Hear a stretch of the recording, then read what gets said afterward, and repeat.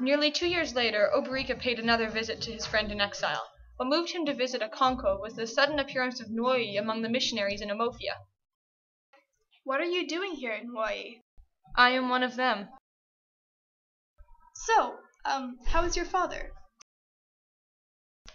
I do not know. He's not my father. And so Oberica went to Mabanta to inform his friend of Nwoi's whereabouts. However, he found that Akonko did not wish to speak about his son. I'm afraid I come bearing bad news.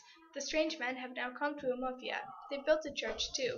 Several people from our village have abandoned our gods to join this strange faith. The arrival of the missionaries had caused a considerable stir in the village of Mabanta. Every man and woman came out to see the white man preach. We are all brothers, as we are sons of God. He is the creator of all the worlds and all the men and women. You worship false gods, gods made of wood and stone.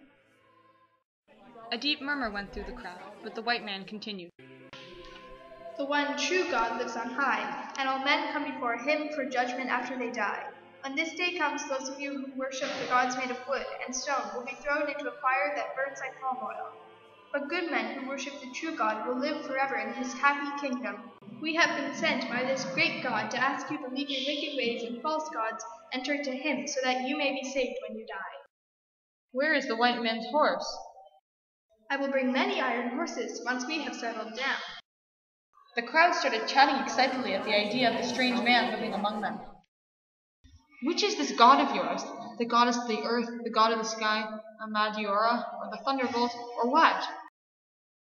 All the gods you have named are not gods at all. They are gods of deceit, who tell you to kill your fellow clansmen and destroy innocent children. There is only one true God, and he has the earth, the sky, you and me, and all of us. And the Son of God is Jesus Christ. If we leave our gods and follow your God, who will protect us from the anger of our neglected gods and ancestors? Your gods are not alive and cannot do you any harm. They are pieces of wood and stone. The people began to laugh, and so the missionaries broke out in song.